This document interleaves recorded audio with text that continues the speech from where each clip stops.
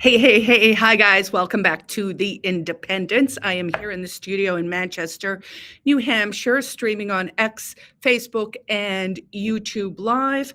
As it is on Wednesdays, I'm talking to the cameras over there. What are we talking about? We are talking about how to make America states again.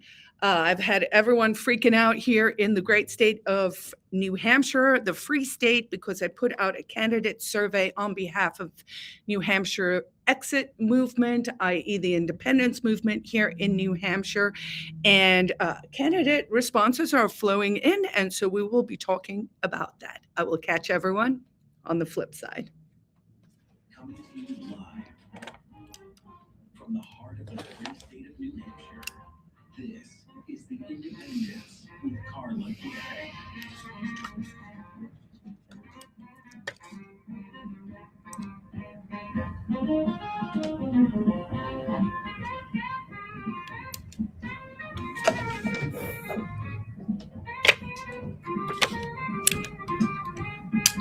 And now, here's your host, Carla Gericke.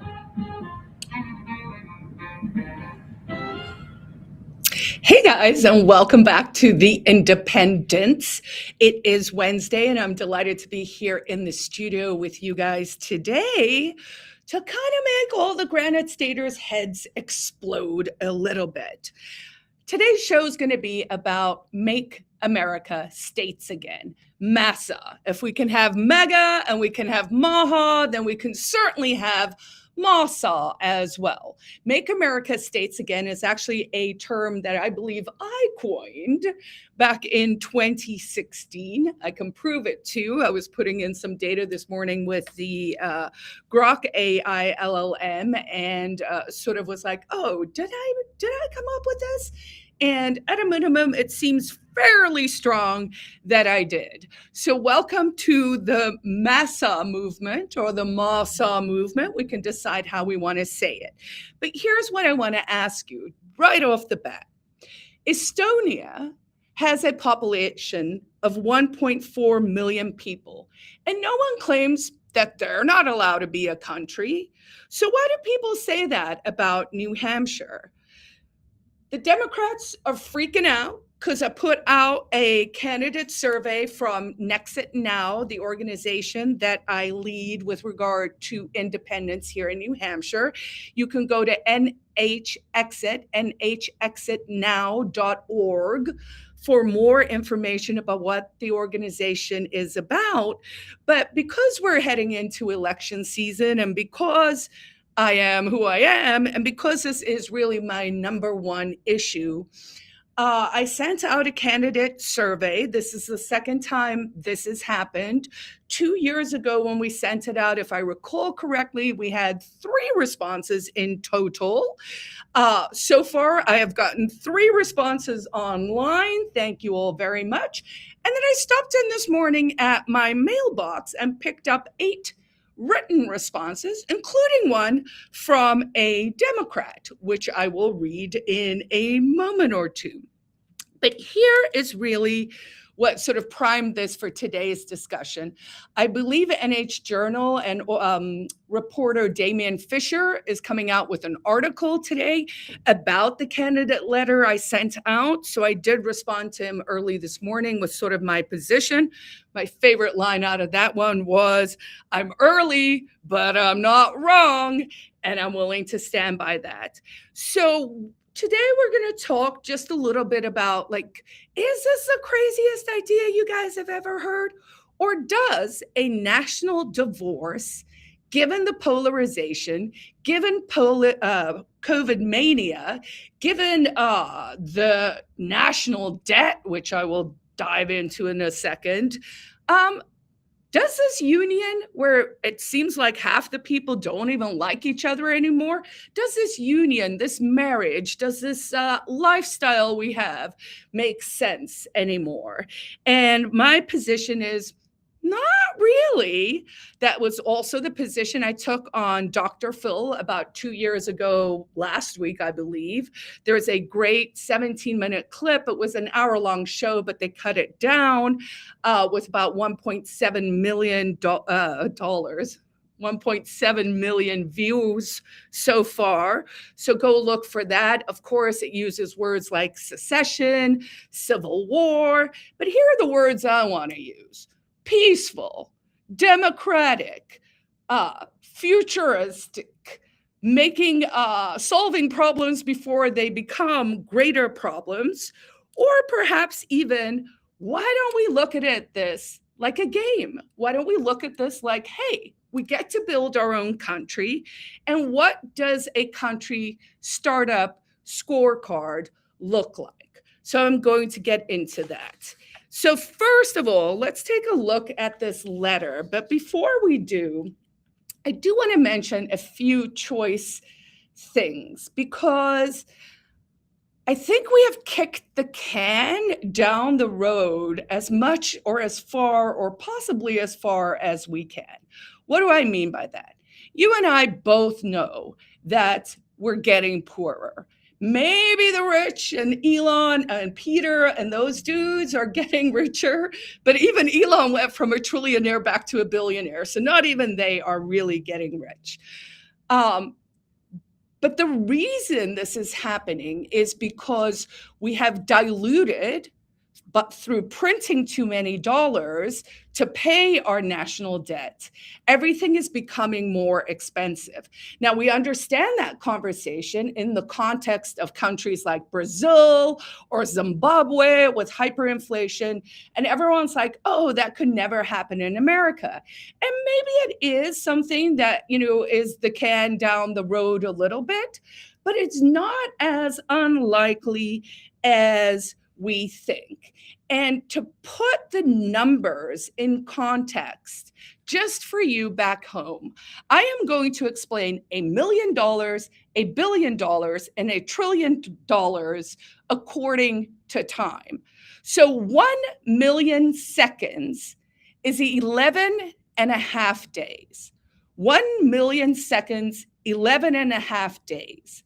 1 billion seconds is 32 years. And 1 trillion seconds is about 32,000 years. So when you hear the clowns in DC willy-nilly jumping from 1 billion to 1 trillion, it's a big deal. These are not just zeros. This is an unsustainable path that we are on. This national debt cannot hold. And when people decide that they're going to stop buying our dollars, or when we're too poor and we've used all our armaments to fight other people's wars, the chickens, as they say, may come home to roost. So why does that million, billion, trillion actually matter? Well, because it took about 200 years for America. Remember, we all just went through our 250th anniversary here. And please also remember that America was born from secession. So anyone who's like, oh, we can't do that, I'm like, we did it already. So I'm pretty sure we could do it again. But it took about 200 years for Washington to accumulate the first $1 trillion in national debt. It takes less than 100 days now to rack up another trillion. Now, in order to put it in real context for you guys, I've been working on this issue since I moved to New Hampshire as part of the Free State Project, but actively since 2016, and we've been introducing legislation since about 2020. So back then, we just put in a blanket CACR, that is a constitutional amendment that everyone in the Granite State would have to vote on. So our legislators, by the way, you don't get to gatekeep the whole issue. All you should be doing up at the State House on this issue is saying, yes, we should put the question to the voters of New Hampshire. But it's taking about 70 days to rack up the next trillion. So back then, I listened to the feedback from the original constitutional amendment. And then when we reintroduced the bill 2 years later, we added a caveat, we added a triggering event. We said, when the national debt reaches $40 trillion, then that will create the opportunity to put the question on the ballot so that you and I can decide, do we want to go down with the Titanic over in DC, or do we want to do something new, cool, and different right here at home? That $40 trillion, we're going to hit it in the next month. So in 2 years, we took something where I thought I had a 10-year lead, and it has been condensed because of our debt and because of the compounding of interest, and because the interest rates are high, the debt level is unsustainable. So if that is true, which I think the math and the zeros and the time even holds, then what are we going to do about it? Are you going to be the idiot who sits around and goes, I think we can kick the can some more? Or like me, are you going to be solution driven? And are you going to start to have the hard conversations that we have to have so that we don't all get stuck with our foot in our mouth? All right, so this is the candidate survey. So it's a 2-page letter that I sent out, and it came from Nexit Now, also sort of funded through the Foundation for New Hampshire Independence. And the letter said, "Dear candidate, as one of our potential future legislators, you have the power to support your constituents who support a free and independent nation of New Hampshire. Those of us who support national divorce and peaceful separation of New Hampshire from the federal government are tired of Washington taking from our people without giving back. New Hampshire is in an abusive relationship with DC, and the time to leave is now. As the president of New Hampshire Exit Now, a peaceful movement known as Nexit, I am sending along a pledge for you to stand with those of us who support a free and independent nation. For far too long, the people of New Hampshire have been represented by officials who speak of the New Hampshire advantage, but prioritize the interests of Washington and special interest groups, opioid lobbyists, etc., above the interests of Granite Staters. Our state motto, live free or die, has been diminished by leaders who put our sovereignty and self-determination aside in favor of outside agendas. The New Hampshire First Pledge seeks to change that. We hope our politicians will commit to a pledge with the people of New Hampshire, promising to vote and act solely in the interests of our citizens. This pledge creates an unwavering accountability, ensuring that every decision aligns with our values and with the New Hampshire Constitution. Join us in reshaping New Hampshire's leadership by signing the pledge. Together, we can ensure the voices of Granite Staters are heard and that our values are upheld. Let's put New Hampshire first. All right, so I sent that out a couple of weeks ago. And then on the other side, there is just a short pledge where the candidates can put their name, their office, their district, phone number, and party. Some of them are like no party, others Republican. As I mentioned, I did get feedback from a Democrat. That was from Tim Horrigan, who actually rightfully said, I am surprised that you're doing this during Trump's reign. And I'm like, yeah, dude, here's the reality. New Hampshire independence is a bipartisan issue. If you're a Granite Stater who loves it here, who loves your quality of life, who loves the environment, who loves nature, and knows we have a really special thing going on here, then this independence movement, or at least the discussion about it, is for you. Because why? We cannot reform anything in DC. I mean, even with this Fauci revelations that are coming out, they waited until the the time had expired so that nothing can really happen to him. He, of course, has a 10-year order pen pardon. So, all of this that we're hearing sounds good. And then you go look and you're like, wow, they gave us this over here. Thank you, Rand Paul. And then over here, they just appointed a whole bunch of other people. And of course, just authorized also an mRNA flu shot. Don't get it.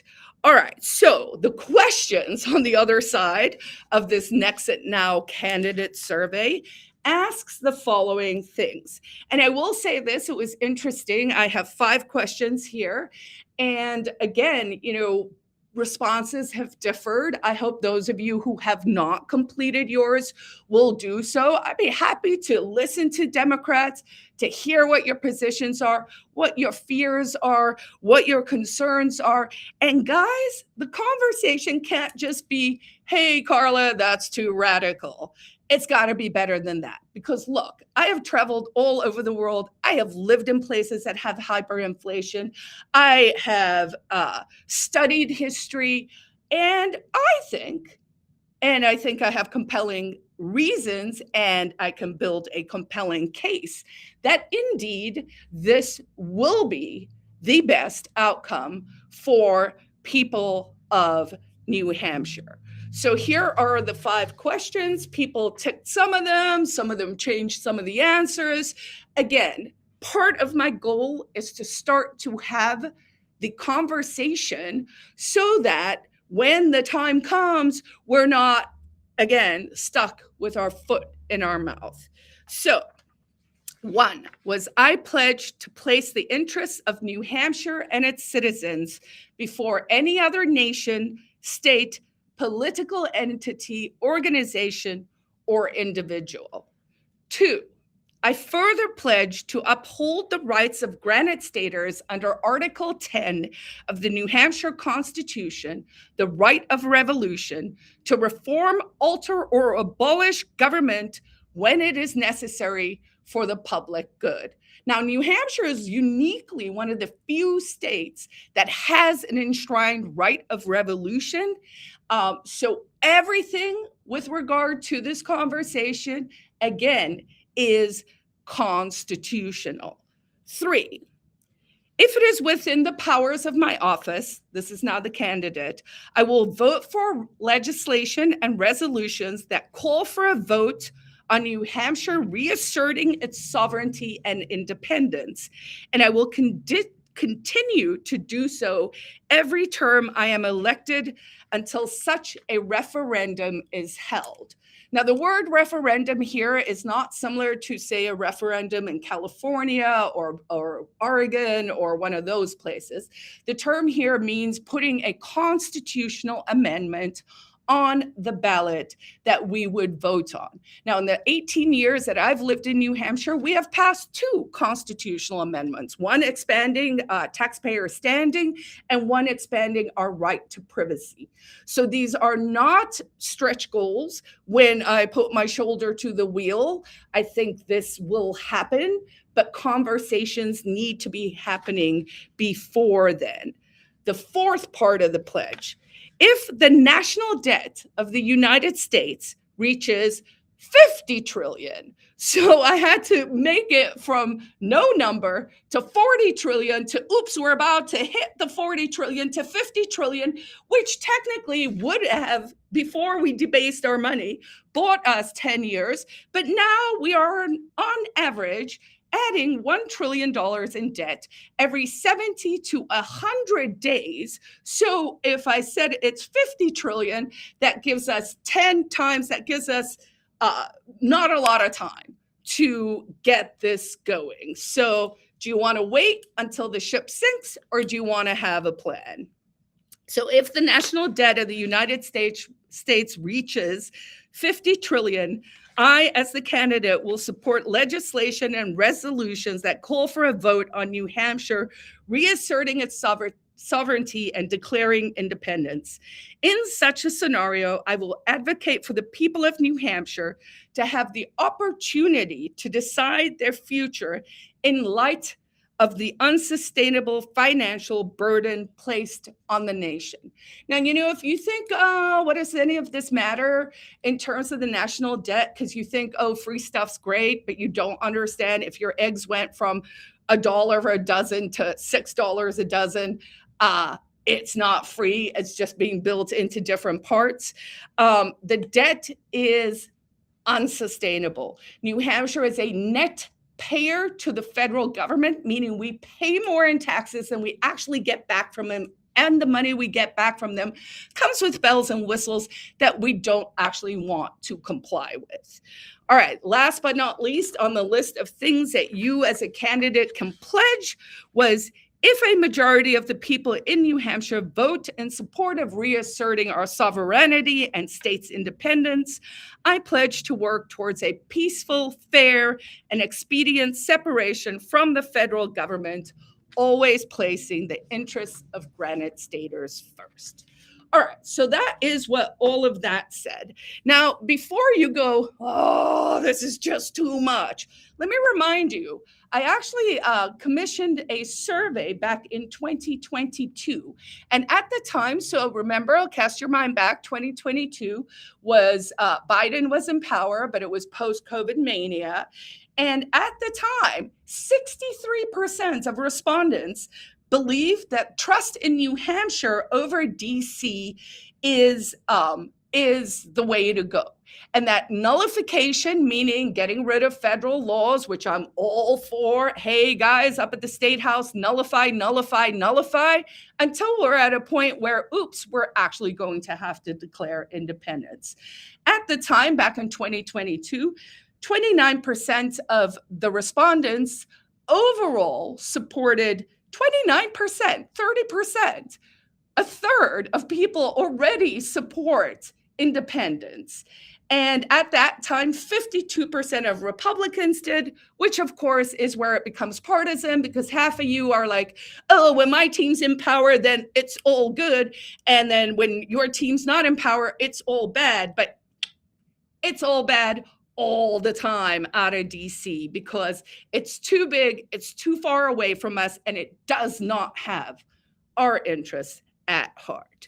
Okay, so why and can we do this, and would it be awesome?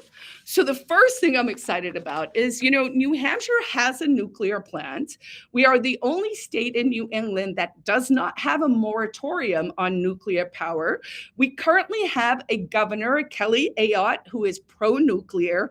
We are exploring SMRs, so small modular reactors, which are small nuclear reactors that can basically run a community of 30,000 households. So that's super exciting. So energy independence, I think, is going to be part of the conversation. And it is very exciting to see us moving in the right directions with nuclear in particular.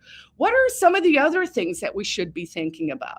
Well, of course, from the perspective of a population size, I mentioned Estonia at the start, but we could also look at places like Singapore or like Hong Kong or Iceland. We would be 4 times the size of Iceland. We could have a very loose federation relationship with the surrounding states, so that sort of like that EU zone, I can never remember the name correctly, but Shenzhen, or I think that might be the Chinese one. But anyway, there's a zone within the EU where you can travel between countries. We could certainly do something like that. In many ways, I think we could just treat it as dual citizenship and treat Granite Staters as, citizens of New Hampshire and citizens of America if they choose to do that. And then treat everyone like an expat. No one is taking your social security checks if you live in Mexico. So that's not a plausible threat either. What are some of the other cool things that could happen? So, we already have a we already have a culture here of high education levels, of civic engagement. There's a strong work ethic. We are like live free or die, right? That isn't just a slogan, it is actually an ethos here in our state. So it's a lived operating system. So we can really lean into that. And if this sounds exciting to you and you don't live here yet, check out the Free State Project, fsp.org. That is where I cut my teeth. That has led me on this path. And, and so the idea is to bring more liberty levers to the live free or die state so that, hey, maybe we build a new country. All right, so we already have the low taxes, the no sales tax, no personal income tax, no interest and dividends tax. So we have that culture of the New Hampshire advantage, which puts us in a very similar sort of vibe as Switzerland. As I mentioned, we have the energy independence. We already have a productive economy based both on manufacturing. We're doing a little too much with the war machine, in my opinion. So maybe we could get some of the BAEs and those guys out of here. But we are also a tourism state, which is great from a libertarian perspective because one, that supports property rights, but two, it is also service oriented, meaning that you have to be nice to your customers so that they will come back, right? So we have that sort of brand here in New Hampshire already. And then we have the geography, which is so neat, right? We have mountains. We have an international border up to Canada. We have our own coastline. It's not the longest. Maybe we'll have to annex Maine one day. We could definitely have that conversation. I would like a little more coastline, but we do have a deep sea port in Portsmouth. So we really could be an independent country that is just tapped into the markets around them. I see I'm running out of time, so I will maybe leave us with this sort of idea. Innovation, dreaming, imagining a better future, not being afraid of the present, right? Maybe going, hey, we have a lot of problems. And honestly, the 10 things they keep telling us are going to solve them, 0 of them are happening. There is a very low track record of anything getting reformed in DC. It is a fool's game if you still want to be caught up in that. Focus your attention on Concord, focus your attention on your own backyard first. And I say that starts with putting New Hampshire first.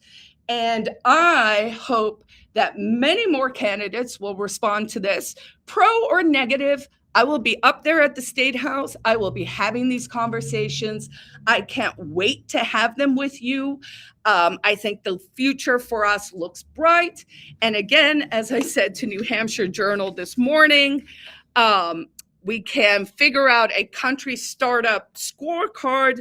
I'm early, but I'm not wrong. Thank you guys for joining me. I wish you peace, love, and understanding, and peaceful secession, because if at first you don't secede, try, and try again. Peace out. All right, that is what I got for today. Thanks for hanging.